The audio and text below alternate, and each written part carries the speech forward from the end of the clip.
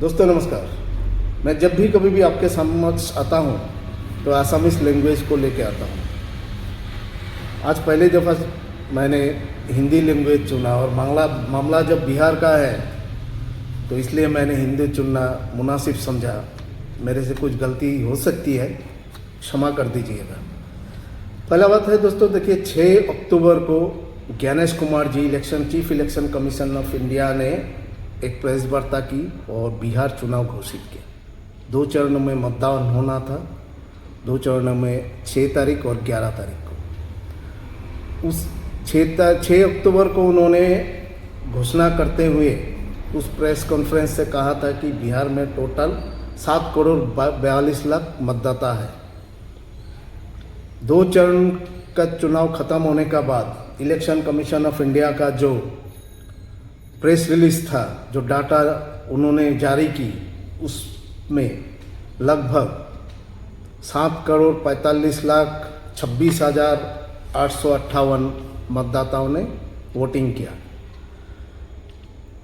अगर आप 7 करोड़ 42 हजार उनका जो आंकड़ा था पहला, उनके आंकड़े के हिसाब से आप अगर कैलकुलेट करें 7 करोड़ 42 हजार, मैं आपको बताता हूँ, उनके मुताबिक लगभग 69% वोटिंग हुआ, यानी 5 करोड़ 11 लाख 98 हजार कुछ लोगों ने वोट किया।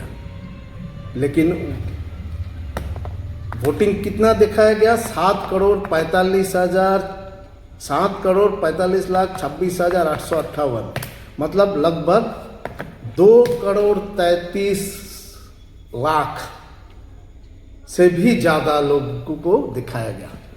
ये बहुत बड़े पैमाने पे वोट चोरी हुआ। ये वोट चोरी नहीं रहा, यह वोट डकैती में तब्दील हो गया। पर दोस्तों कुछ इंटरेस्टिंग बातें मैं लेकर आता हूँ। अब देखिएगा, आरजेडी का जो वोट शेयर था सबसे ज़्यादा था, 23%। आरजेडी 25 सीटों में आ गई। 50 सीटों का उनका नुकसान हुआ पिछले सालों के मुकाबले।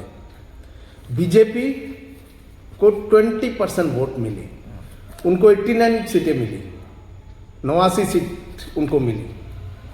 जहाँ तक आरजेडी 23% वोट मिलने के बाद उनको सिर्फ 25%।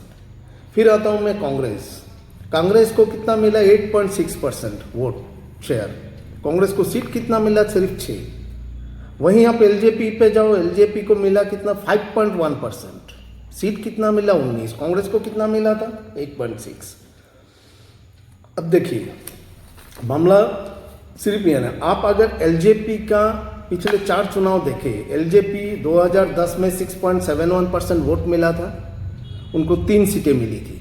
2015 में उनको 4.8% का वोट शेयर मिला था, 2 सीटें मिली थी।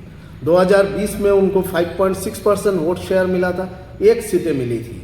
2025 में उनको 5.1% वोट शेयर मिला और उनको 19 सीटें मिली। ये कैसे संभव हो सकता है?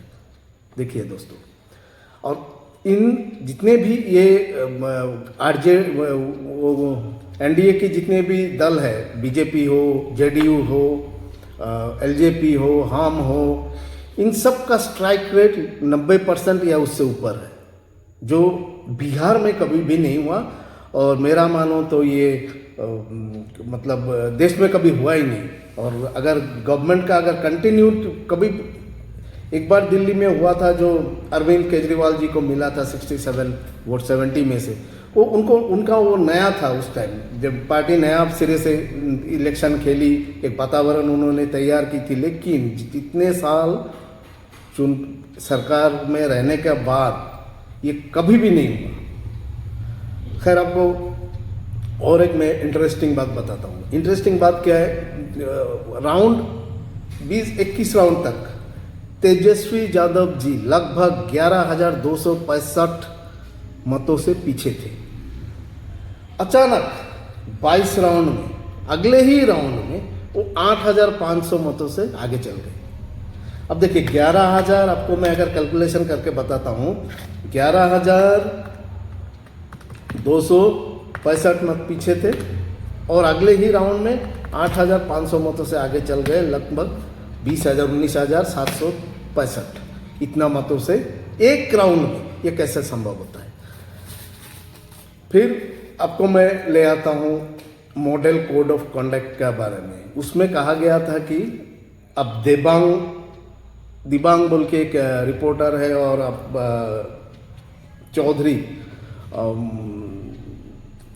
क्या उनका कुछ एबीपी न्यूज़ का है, उन दोनों का एक बातचीत मेरे याद है जिसमें देवांग जी कह रहे थे कि मॉडल कोड ऑफ कंडक्ट का जो 4 नंबर पॉइंट है उसमें कहा गया है कि भाई किसी को भी आप घर से पोलिंग बूथ तक नहीं ला सकते हो।